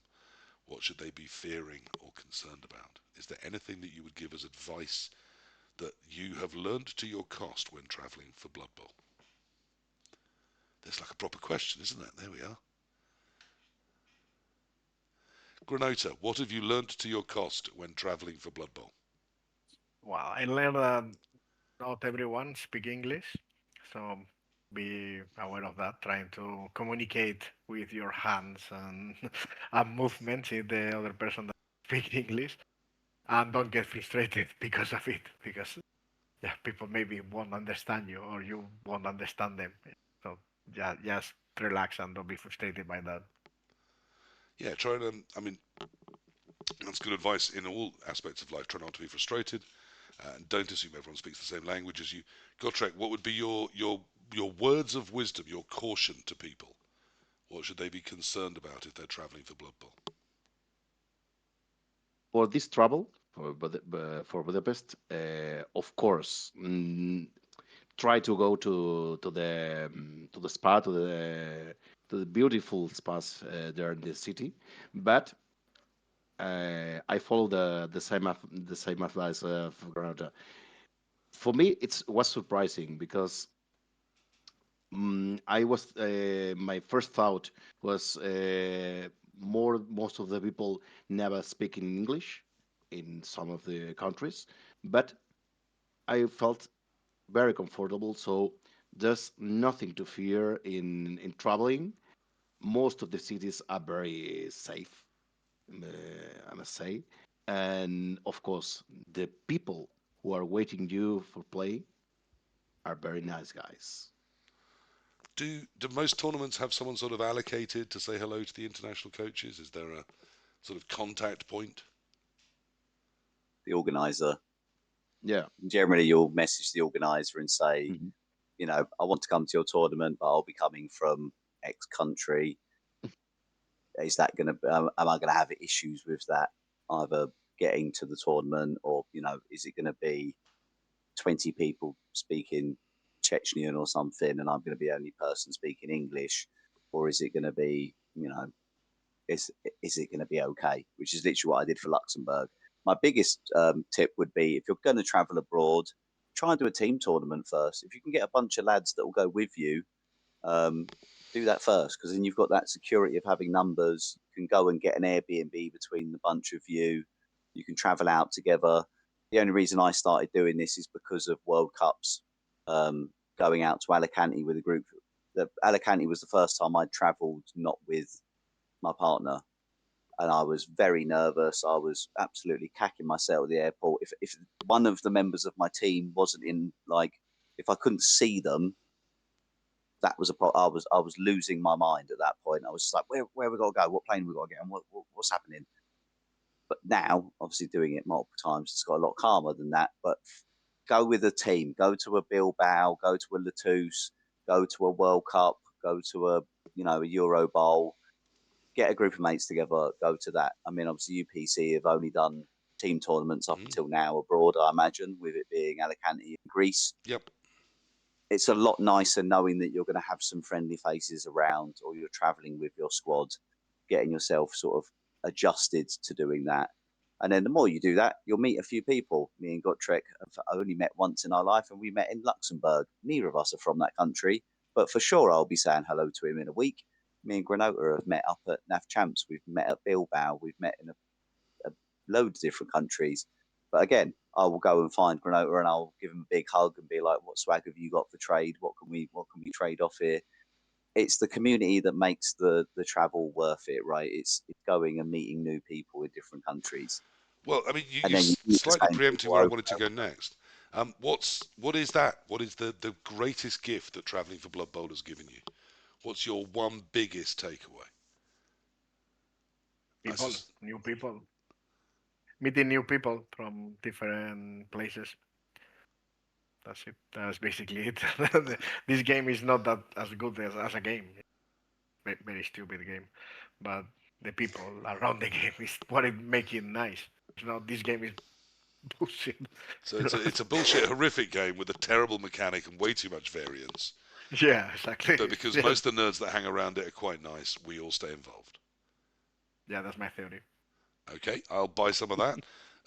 Salty, what's the biggest gift that travelling for Blood Bowl has given you? Lots of good swag, but the actual answer is the social. It's meeting the people. I love a bit of good swag, but it's meeting the people.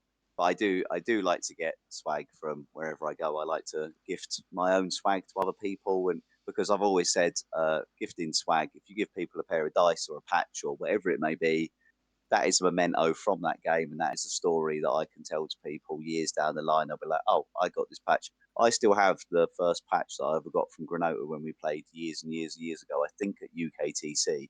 I've got one of the PDM patches that will be on the back of this hoodie at some point, and it's that reminds me of that game. It's the story. Pretty sure he one turned me with rats to beat me, the bugger. But it is. I will remember that game because I've got that gift, and it builds the story because it's all about the story of the games, not so much the game itself and the social that comes with it. Right. I only went to Bilbao because I played some of the organisers at UKTC, and they were an absolute blast. And I was like, yeah, I'll come to a tournament. Same as Granota said before, the more you travel, if Gotrek said I'm putting on a tournament in Spain, I'll be trying to get a few people and saying he's a good lad.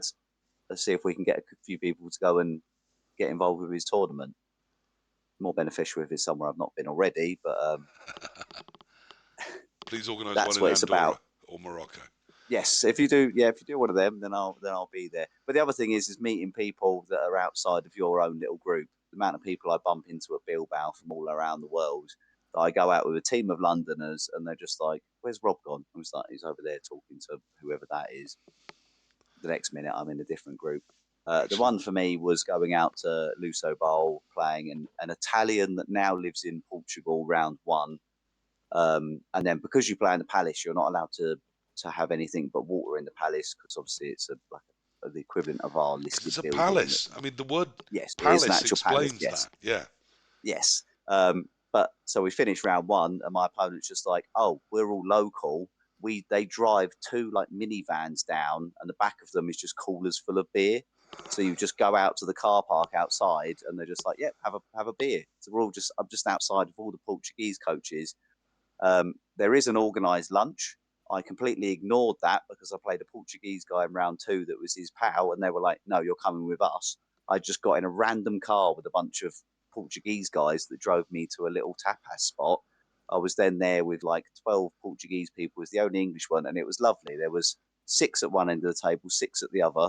The six at my end would speak in English, the other six were speaking Portuguese. And then as they moved around the table, they would switch language to English if they were in my earshot so I could understand what was being said. And then as soon as they would go back out of earshot to the other end, they would immediately go back into Portuguese as their first language. Laughing at all the And I stuff they've thought got you to say.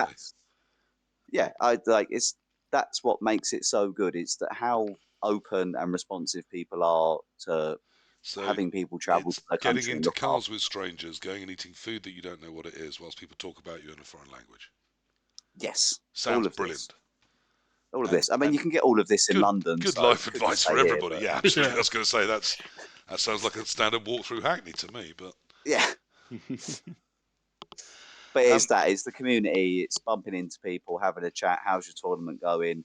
because I'm a smoker. I will go out for a fag at half time of all my games, and you'll bump into all of the guys outside, and I will probably know a good 20% of them from my travels or whatnot, and be like, "How's your game going?" You've got a chat, you've got a starting point, and then you introduce into their pals, and then it just builds, builds, builds, builds. Gotrek, And it's the you're reason we all play this game. obviously due the same question. What's been the greatest thing about your Blood Bowl travels? What's it given you?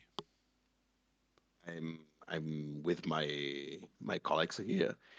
For me, and that's a phrase I learned years before.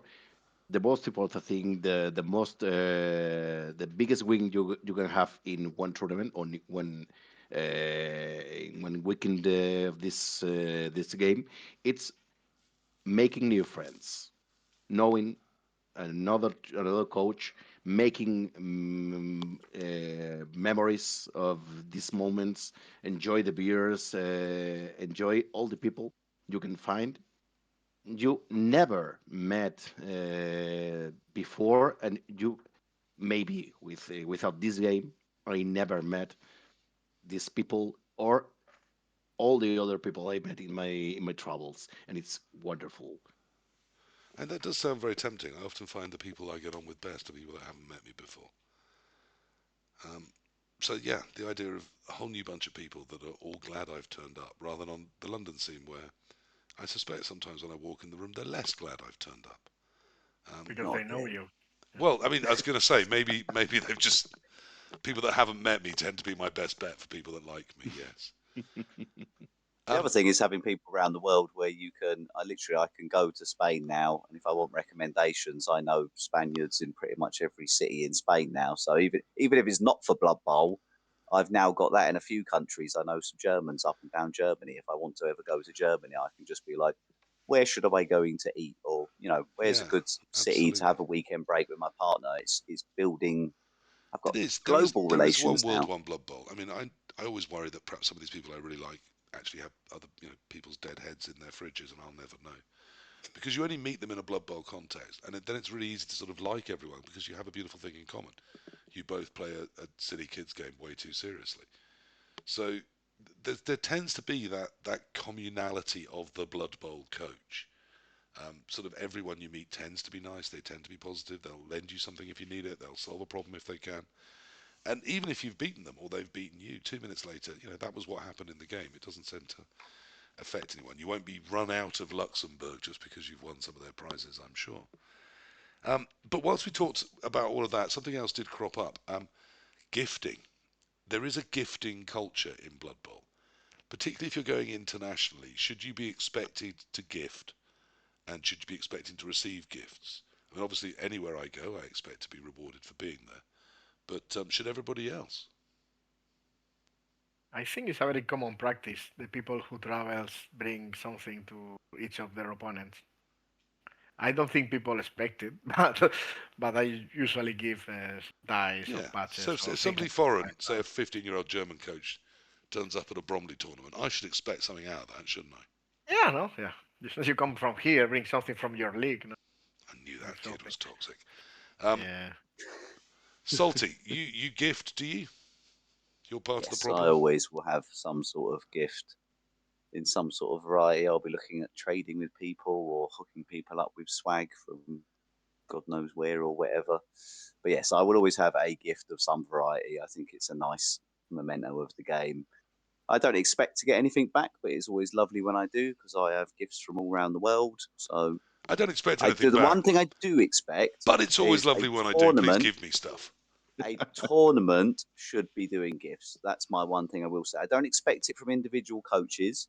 I think if you're traveling internationally to a like especially a singles tournament, really you should be bringing some sort of gift or something because you're turning up, you're representing your country abroad, so it's nice to be a good person and share the wealth because most of the time the gifts are minimal cost. Realistically, it's costing you you know £20, €20, what it is to give every one of your opponents a small gift is not a lot, and it's a nice thing to do, I feel.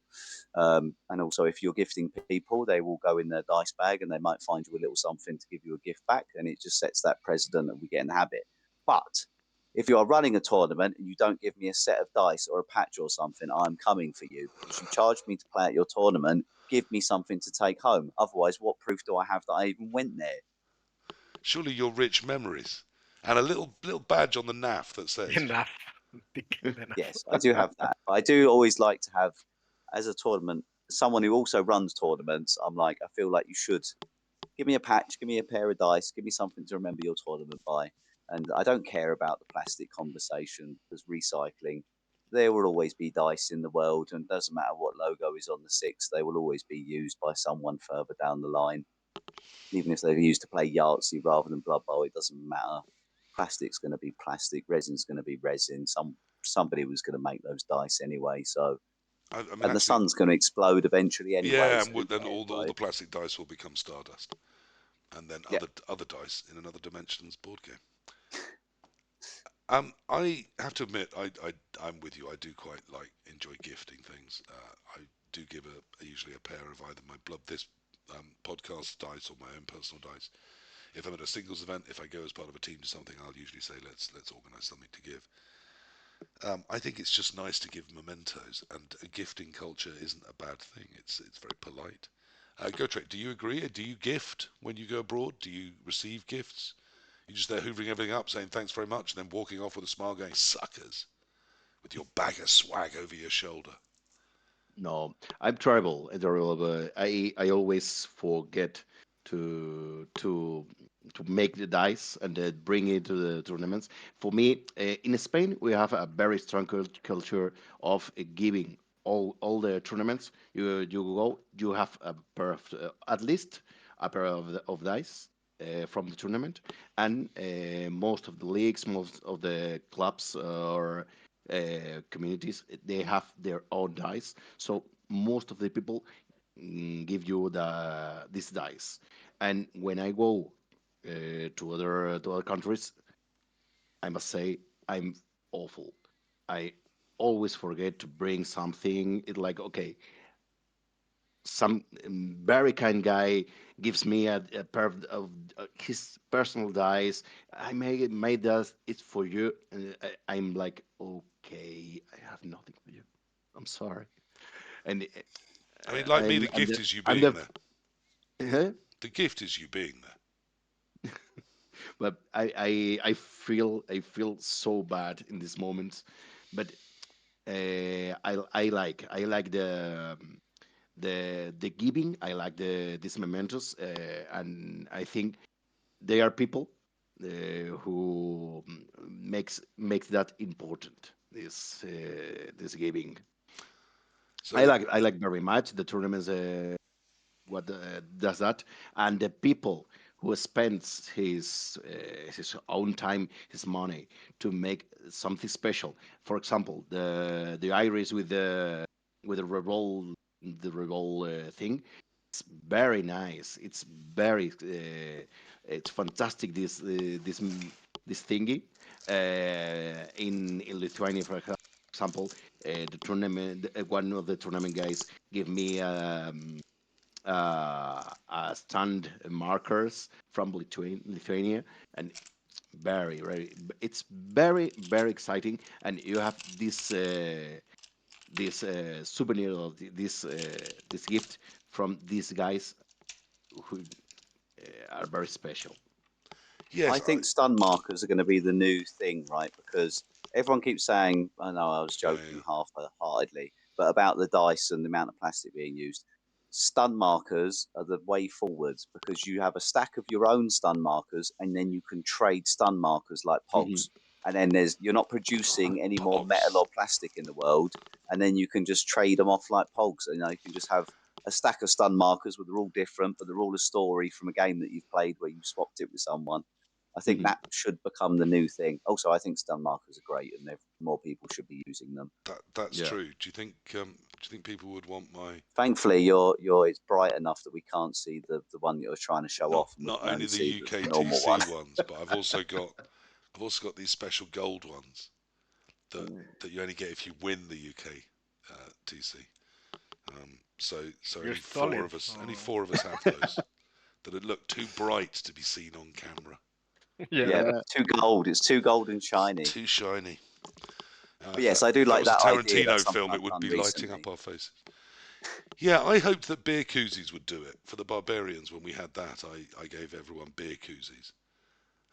And most people didn't even know what beer koozies are, which is why that didn't catch on.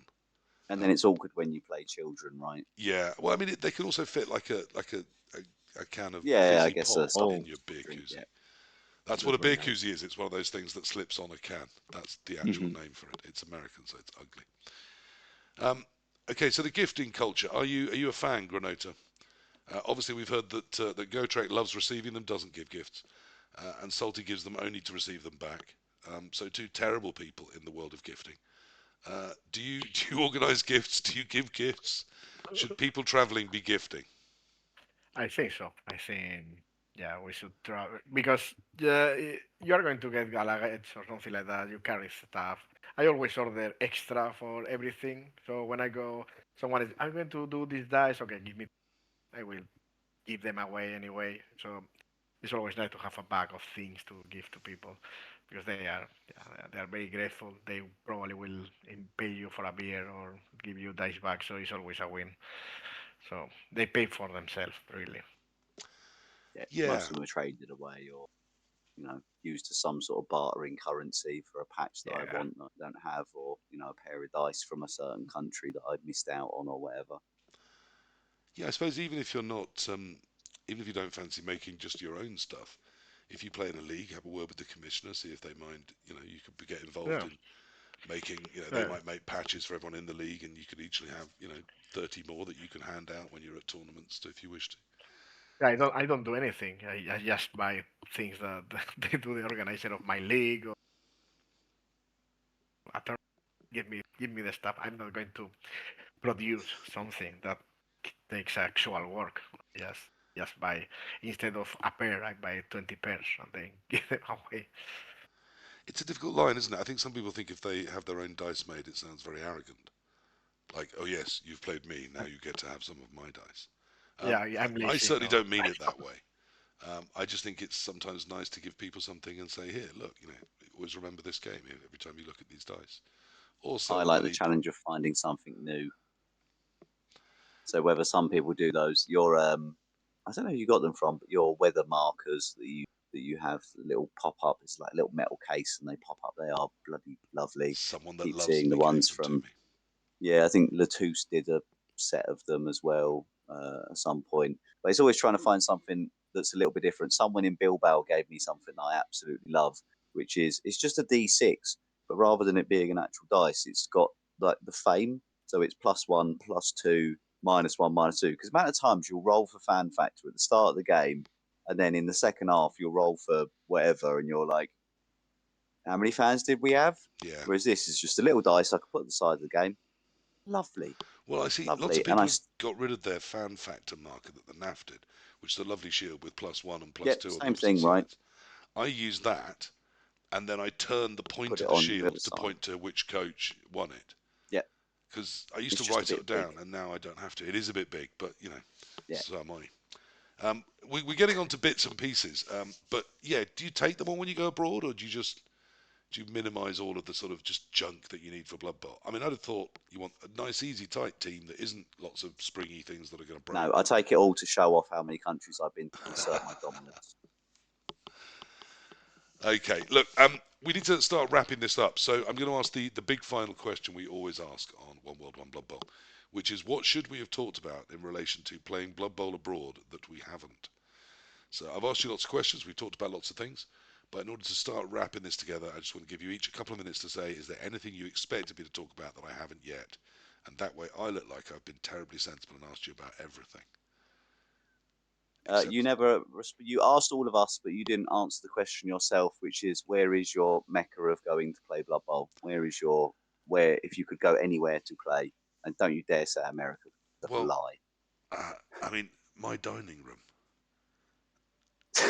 Just going to have a tournament at your house. Yeah, That's a good because one. No drama, I probably love there. playing Blood Bowl in London because I can get home and sleep in my bed, and I can wake up in my bed, and I can see my wife.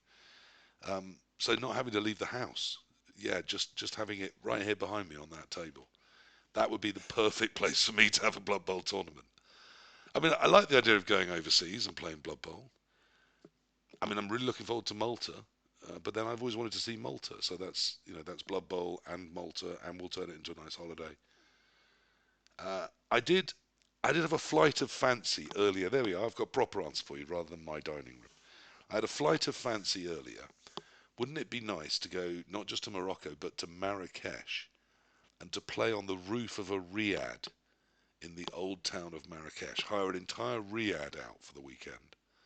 So obviously there'd be a dozen rooms. Most people would have to stay elsewhere, but you'd have a dozen rooms in that riad, and just turn the entire of the roof into a Blood Bowl tournament. Mhm. There you are. That would be my dream, to play at a I don't Blood know if Bowl any of you tournament have done in it. Marrakesh. I feel like we have to mention it on an international Blood Bowl episode. Have any of you been to the Arctic Circle tournament, which I think is like Tromsk or something, where they play? I know some of the Maltese went this year, but it's like the highest tournament closest to the Arctic Circle that I'm going to try and go to next year. I think it's called like the True Blood Bowl or something, or the True Open. True open, no? Yeah, Yeah, Because they they play literally scrape the outside, snow no, off the in the snow. tables outside, and they play in like -12. Yeah, no way I'm going out with that temperature. it was Finland. Finland, maybe. Yeah, I think it was Finland. It's the true open. Yeah. No, no way. Is it at a time where you can actually play all through the night and the sun won't go down? It'll just Yeah, sort they of actually they do dip and this come back mimic. You up. know, they make the pictures outside with the snow pits that you cannot see anything because it's only snow and minis. But yeah, It's it's way too cold there. You painful to know. see. And we in these moments we are in our pool in a swimming pool playing football in our Spanish tournaments. It's very different. Yeah, I it guess Yeah, that's does. this the is other very thing is like, too hot. where's No, the most too like, hot. what's the craziest tournament Yeah, it's a good that you question. could do? I mean, I think anything, the sort of heat and humidity of Africa would confuse me as somewhere to play Blood Bowl. Well, you went to Bilbao in the heat wave in the in the fronton. It was like 40 degrees in Bilbao, which are Yeah, not prepared for the weather at horrible. all. And it was, yeah, I mean, what about when in 20 years' time, when the eldest generation of Blood Bowlers really are doddering about? We could do one on a cruise ship in international waters. Oh, that Yeah, would be good. Tea that would dance at or 10, Blood Bowl tournament at half 12 in the ballroom. yeah, of course, it's a dream. Or in a plane. Yeah, Blood Bowl on the moon, Ooh. Blood Bowl in space. Yeah, To be fair, now they've future. done so this was the other thing I was going to say, because there's now you've got the non-NAF. I Mm, think that is the number of countries that have ever hosted a Blood Bowl tournament, I believe, is 31. Only That's what it 31. seems to come up. That's what Mhm. seems to come up at the moment. yeah. Currently, it's 31. But one of them is the Cayman Islands. So who the hell played in the Cayman Islands? Yes, And that's in a very I good don't even Singapore, know where question. that is. Hmm. Um, I mean, I guess you'd perhaps. I think in the day you didn't have to have a certain number for it to count. So perhaps you only had to get, say, 6 people together. Or maybe they've just put the non-NAF is registered to the Cayman Islands. Well, yes, Maybe non-NAF I that's do what it notice is has been rather to than more it being. countries than any other but coach. the non-NAF Yes, so has yeah. organized a tournament. The non-NAF. I mean, there is a tournament in the Cayman Islands or player that I is don't know if assigned it's to the the Cayman non-NAF Islands. count as being from there, as in Right. that would be the nationality of the non-NAF players is under the Cayman Islands, because I assume they're assuming no one will ever play from there. Or if it's that there has been a tournament at some point in the Cayman Islands, that is one of the 31 countries at the moment. Yes, I loved that Because Sir Ladonia. Twist is only 4 off, right? Sir Twist is the person who's Yes, been to the most and has done 27. yes. So according to that, there is only 4 countries that have had a Blood Bowl tournament that he has not attended, which is Which is insane. it's crazy. That is absolutely crazy. But that's because we live in an ecosystem of nerds that will continuously try and set records and break them. And everyone picks their own little number and goes, "That's the number I'm going to gamify," which is great. I think that's wonderful. People should get whatever fun they can from Blood Bowl, and travelling abroad should be a key part of that. I think it's I didn't used to think this. I used to think that going abroad on holiday in Blood Bowl could not be good bedfellows. I'm a very particular person when I go overseas, a person that drinks cocktails and likes to be by a pool. But I also want to see some history. I also want to explore a bit and have some experiences. And really, both Alicante and Athens did persuade me that's entirely possible. Um, and certainly my partner enjoyed Athens on a level that I was really concerned she wouldn't. And that was 2 days. But she found lovely things to do both days. She had that planned months in advance, and actually was really looking forward to not having to sort of drag me around all day for a bit. So it worked out incredibly well. So hence, yes, we're going to do Vienna in December together because we often have done trips to the Christmas markets. So her spending one more day at the markets while I'm playing Blood Bowl doesn't seem that arduous to either of us. So that should have some nice balance. And I think there'll be more in the future. Um, Granota, anything you wanted to say that we haven't covered yet?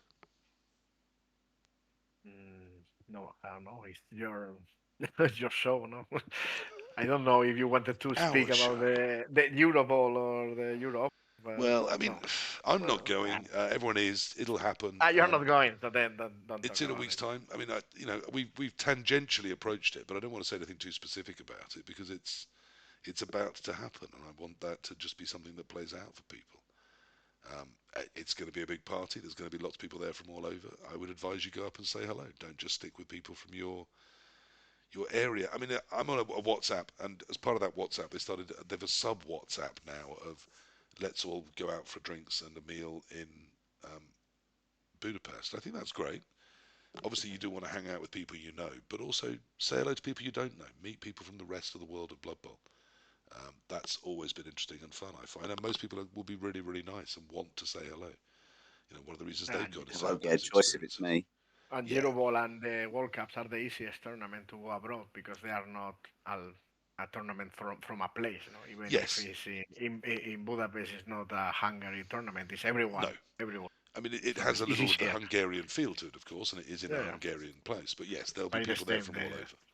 The So, World Cup is not a Spanish tournament. It was, I am the Alicante one. It was ooh, people from I thought everywhere. Alicante was You know. pretty Spanish, Yeah, well, you and are very about I lucky. am half the intrigued of coaches were. that. That's one thing that I do think is going to feel different at this one. So obviously Alicante, it very much felt like a Spanish tournament. We were mainly playing Spanish coaches when we sat down. I'm not sure I'm going to feel as much that way this one in Hungary. I'm not sure how many Hungarian teams I'm going to run into in the Open. I may Yeah, not play a single Hungarian the entire time, that is which does entirely feel a bit of possible. a shame. I didn't play a single Greek in Athens, so Yeah. there is that. Yeah, Yeah, there were a fair number of Greek coaches in Athens, and I suspect there'll be less in Hungary. But yes, it's very much a European event, isn't it? People come from yeah. all over the world, but lots of different nations of Europe will be represented. I would doubt Hungary will be in the top five, but I don't know. I haven't looked at any data. I'm just guessing. But yes, I think it will still be a wonderful international event. I don't have any specific advice myself. I think the rule set's horrible. I think the regime is disgusting there. But I think the Blood Bowl will be fun, and I'm sure people will meet lots of other fun Blood Bowlers and have a great time with them. Um, Enjoy what I believe is called the Jewish Quarter. I hear the ruin bars are lovely. Take a swimming costume because the spas are also to be recommended. It just didn't particularly appeal to me. That is the top tip I've been told for this holiday. To be fair, is pack a towel for the Yeah, bar for the spas. There is a bar spa. There is a beer spa, I think, as well. We'll probably end up in there, I imagine. yeah. I mean, most Blood Bowl travellers do tend to end up sampling a few beers in most of the places they go to. I have to say. And we've done the most English thing, and we've already found the karaoke bar. Well, I mean, everyone should enjoy themselves in Budapest. Have a lovely time. Enjoy the Blood Bowl party that it should be. Remember, you're abroad. Be nice, be kind, and speak English loudly and slowly, and everyone will understand you. But particularly if you do it with a big smile and you just go Blood Bowl and cry, you'll probably get someone putting their arm around you and helping. Gotrek, anything you want to say as we wrap up and say goodbye? I'm in the Jerry Springer closing moments, so feel free to bring some emotion if you wish. Well, I only want to remember this moment I had in all these troubles, especially when you met the people in the World Cups or in the Euro for me, it's very special when I tournament after tournament, I met the Canadian guys, for example. They are very nice guys. I met them in years ago, and every tournament I met them, they are wonderful. And I'm very excited with, for example, this Euro Bowl because I will meet lots of the coaches I met this year in my travels. It's a very special moment, and we will remember all these stories. For example, the Swedish guys, they were fantastic in all their moments. They are very friendly. We had a terrible incident with a car in the night, and they made everything they in their hands to keep out in the tournament. They drove us to the tournament, to the train station. They were very the, very friendly with us in all the moments, and that's the experience I had in all my year of traveling. For me, it's unique, this community. Yes, I think when you turn up to a particularly an overseas event, I won't make the jokes about it being abroad here. In this section, we're in the serious thoughts at the end bit. When you do turn up to a foreign event, I think it's always worth remembering whether you do go on a team, and I think that's a great way to start that sort of journey. Or even if you go on your own, there's going to be what 30, 40 other coaches minimum at that event, sometimes 100. And pretty much all of them will go out their way to help you out if you've travelled internationally. People respect that and they understand it and they instantly have empathy. I'm a Blood Bowl coach. What if I was in, somewhere awful I didn't understand, say Wales? How would I feel if abandoned on the streets of Cardiff?